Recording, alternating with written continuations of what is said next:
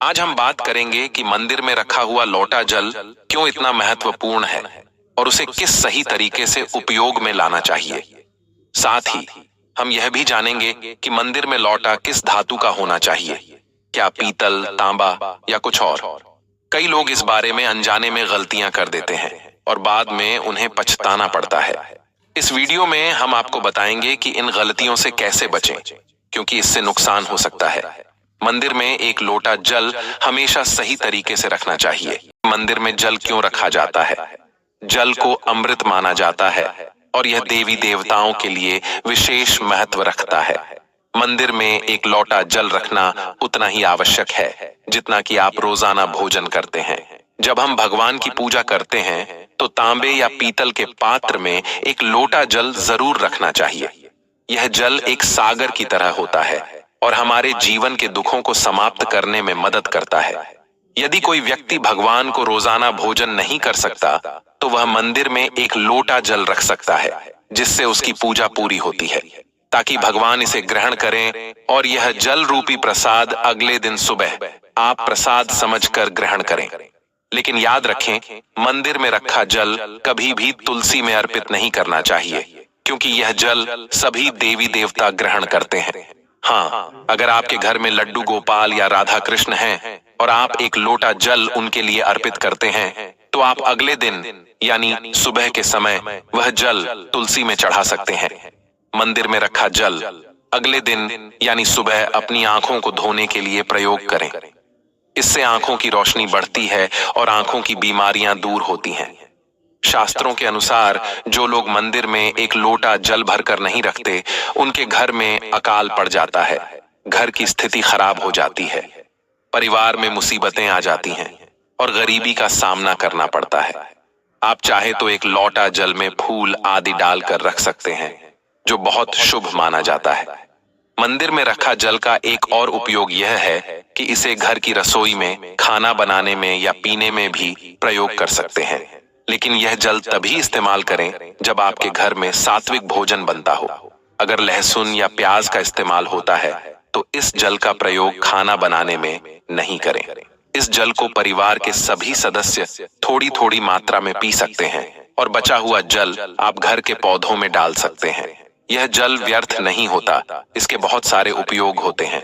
अगर हम सही तरीके से इसका प्रयोग करें तो यह हमारे जीवन की परेशानियों को सुलझा सकता है। मंत्रों से अभिमंत्रित जल बहुत शक्तिशाली होता है और हमारे घर के मंदिर में रखा जल देवताओं का आशीर्वाद होता है, क्योंकि वह हमेशा देवताओं के पास होता है।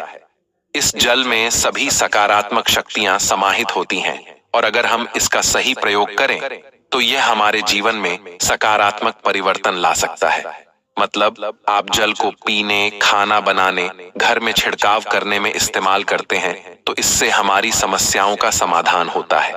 और अगर कोई भी कार्य नियमित तौर पर किया जाता है तो हमें उसका लाभ जरूर मिलता है। कभी कभी करेंगे तो उतना लाभ दिखाई नहीं देगा, लेकिन अगर आप नियम बना लें कि हर रोज उसी जल से घर में छिड़काव करना है, घर के हर व्यक्ति को थोड़ा थोड़ा पीने के लिए देना है, बचा हुआ जल पौधों में डालना है, दुकान पर छिड़कना है, व्यापारिक स्थल पर छिड़काव करना है, बच्चों की किताबों और तिजोरी में छिड़काव करना है, तो आपको निश्चित ही चमत्कार देखने को मिलेगा। इसी तरह से जो रसोई में रखा हुआ जल होता है, उसका छिलका आप अपने घर के मुख्य द्वार पर रखें तो इसका लाभ बहुत जल्दी दिखाई देगा। लेकिन इसे अपने रूटीन में शामिल करना होगा और प्रतिदिन नियम से यह कार्य करना होगा, तभी आपको लाभ मिलेगा। कई लोगों के सवाल होते हैं कि मंदिर में रखा जल जब हम अगले दिन उठाते हैं तो उसमें कभी कभी कीड़े मकोड़े पड़ जाते हैं, तो क्या हम उसे ढक सकते हैं? हाँ, आप उसे पूजा के बाद किसी प्लेट या कटोरी से ढक सकते हैं। जब आप अगले दिन उस जल को उठाएंगे तो वह बिल्कुल शुद्ध और साफ सुथरा होगा।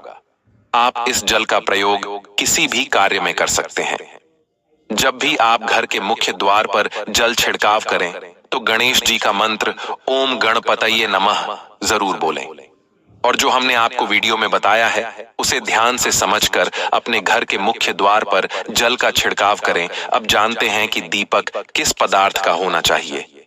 लोहे का, तांबे का, पीतल का, कांसे का, स्टील का या मिट्टी का। आखिर घर में कौन सा दीपक रखना शुभ माना जाता है? अगर गलती से भी घर में गलत पदार्थ का दीपक रखा है तो पूरा घर अस्त व्यस्त हो जाएगा, कंगाल हो जाएगा और बर्बाद हो जाएगा। देखिए, स्टील के दीपक में पूजा करने से घर में शनि को नाराज किया जाता है। लोहे के दीपक से भी पूजा नहीं करनी चाहिए, क्योंकि इससे घर में गरीबी आ जाती है। बाजार में लुभाने के लिए कांच के दीपक भी आ गए हैं, लेकिन बिल्कुल भी गलती से भी घर में कांच का दीपक न लाएं, नहीं तो राहु केतु आपके घर में आ सकते हैं और घर बर्बाद हो सकता है। कांच का दीपक शनि और राहु को नाराज करता है।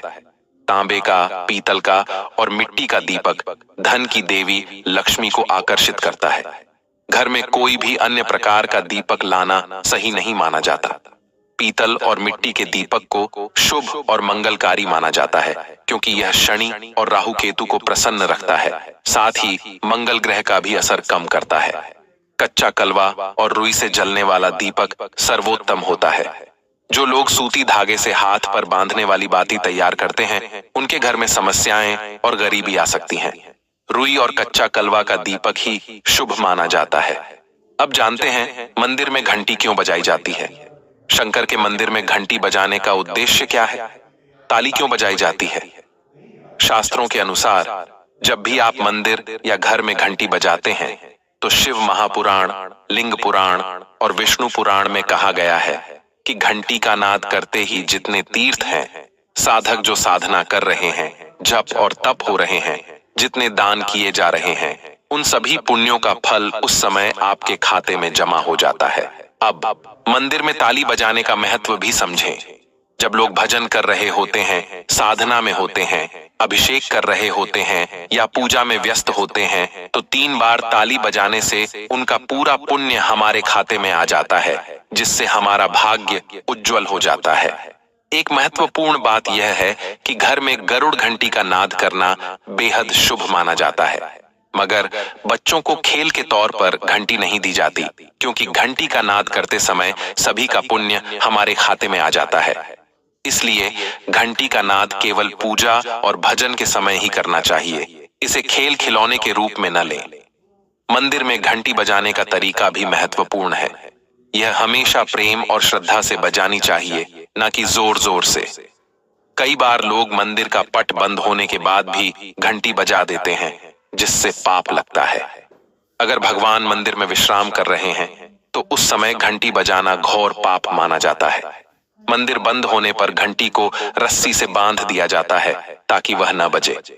घंटी बजाने का सबसे शुभ समय सुबह 4 बजे से लेकर 11 बजे तक होता है, क्योंकि यह समय अत्यंत मंगलकारी होता है। इसके अलावा शाम 6 बजे से रात 11 बजे से पहले भी घंटी बजाई जा सकती है। रात 12 बजे के बाद मंदिर के पट बंद कर दिए जाते हैं और देवी देवता विश्राम करते हैं। इस समय घंटी बजाना पुण्य के बजाय पाप का कारण बन सकता है। दोस्तों, आज की जानकारी आपको कैसी लगी? कृपया कमेंट करके हमें बताएं। अगर आप माता लक्ष्मी का सम्मान करते हैं तो एक लाइक जरूर करें और हमारे चैनल सब्सक्राइब करके कमेंट में जय माता लक्ष्मी जरूर लिखें। धन्यवाद।